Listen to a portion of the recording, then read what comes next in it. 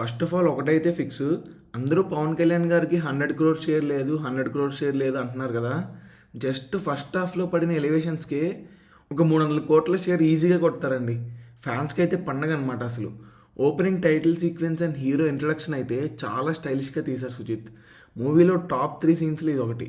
ఆ కటానాతో ఇచ్చిన ఎలివేషన్ మళ్ళీ మళ్ళీ చూడాలనిపించేలా ఉంది. బేసికల్లీ ఫస్ట్ హాఫ్ మొత్తం ఇలా ఎలివేషన్లు ఇచ్చుకుంటా పోతారు అంతే. ఇంకా అలా వేరే characters and world introduction, hero ఎప్పుడు రీఎంట్రీ ఇస్తాడు అనే యాంటిసిపేషన్ బిల్డ్ అవుతా అంతా బాగానే ఉంది. ఒక చోట అయితే కేజీఎఫ్ స్టైల్లో ఫ్లాష్ బ్యాక్ చెప్పి ఎలివేషన్ ఇస్తారు. మాస్ అనమాట అసలు అది.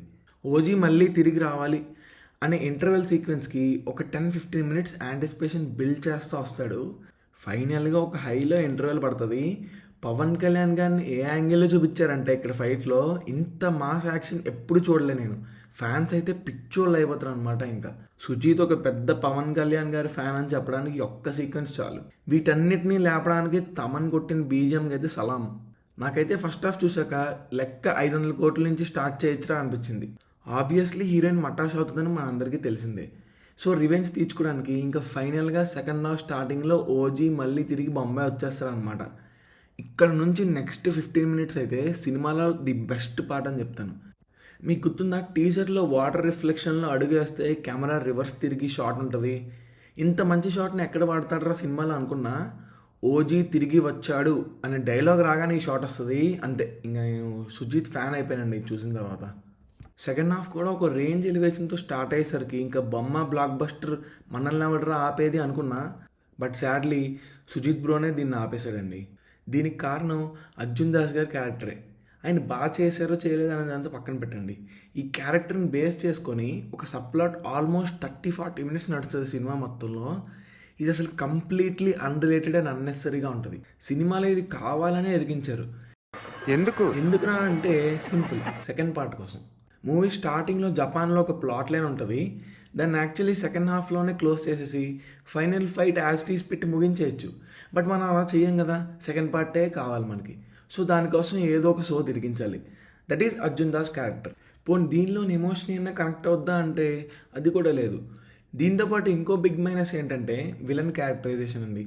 ఫస్ట్ హాఫ్ ఎండింగ్లో వస్తారు విలన్, అండ్ అక్కడ చూపించిన ఇంట్రడక్షన్ అంతా బాగానే ఉంది. బట్ సెకండ్ హాఫ్ అయితే ఒక రొటీన్ రొట్టె విలన్ అయిపోతారు అనమాట. బేసిక్ ఎలివేషన్లు ఉండవు. ఈ విషయంలో సుజిత్ డిసప్పాయింట్ చేశారని చెప్పాలి. ఎందుకంటే విలన్ ఏవో బాంబ్ బ్లాస్ట్ చేసేస్తా, పిల్లల్ని కిడ్నాప్ చేసేస్తా, వీటిని వాడుకొని హీరోని భయపెడతాడు కానీ ఒక స్ట్రాంగ్ విలన్లా అని మనకు అనిపించేలా ఉండదు.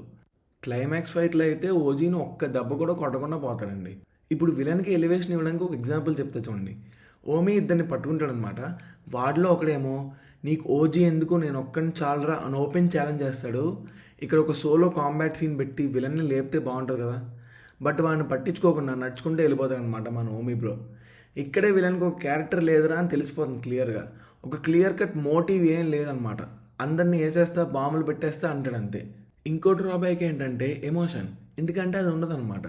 విలన్కే కాదు, హీరోది కూడా మెయిన్ ఎమోషనల్ మోటివ్ ఏం చూపించరు. ఎలివేషన్ లేపడం ఓకే, బట్ కోర్ ఎమోషన్ ఉండాలిగా, అదే మిస్సింగ్. హీరోయిన్ని చంపేయడం, కూతుర్ని కిడ్నాప్ చేయడం అనే రొటీన్ ఎమోషన్ మీద నడిపించేస్తారు సినిమా మొత్తం. కొత్తగా ఏం ఉండదు. ఓజీకి ఎలివేషన్స్ ఇస్తున్నప్పుడు ఫస్ట్ హాఫ్ మొత్తం వేరే వాళ్ళు థర్డ్ పర్సన్ నుంచి చెప్తా వస్తారు. అంత హైప్ ఇచ్చినోడు తిరిగి వచ్చాడ్రా అంటే సెకండ్ హాఫ్లో ఇంకా వాడు చేసే డిస్ట్రక్షన్ చూపించాలి కదా. అలా ఉండదు. సెకండ్ హాఫ్ కూడా వేరే వాళ్ళు ఓజీ ఒకప్పుడు ఏం చేశాడో తెలుసా, వాడి గురించి నీకు తెలీదు అని చెప్తా ఉంటారు. మనకే బోర్ అనిపిస్తుంది, ఎన్నిసార్లు ఇదే చెప్తారా అని. చెప్పించాలి ఇంకా చూపించండి రా అన్నట్టు అనిపించింది అనమాట నాకు. మధ్యలో ల్యాగ్ తర్వాత మళ్ళీ క్లైమాక్స్లో ఎలివేషన్ అంటాడు. ఆ టైంకే మనకు బోర్ కొట్టేస్తుంది. సో అంత హై రాలేదు, బట్ స్టిల్ బాగానే అనిపించింది final fight and movie ending అది. మధ్యలో ల్యాగ్ పెట్టి లాస్ట్కి సెకండ్ పార్ట్ అనే కన్నా ఆ ఫ్లాష్ బ్యాక్ ఏదో సెకండ్ హాఫ్లోనే పెట్టేసి ఫైనల్గా క్లైమాక్స్ ఒక పెద్ద ఫైట్ ప్లాన్ చేసి ఎండ్ చేస్తుంటే ఒక కంప్లీట్ సినిమాలో అనిపించేదండి.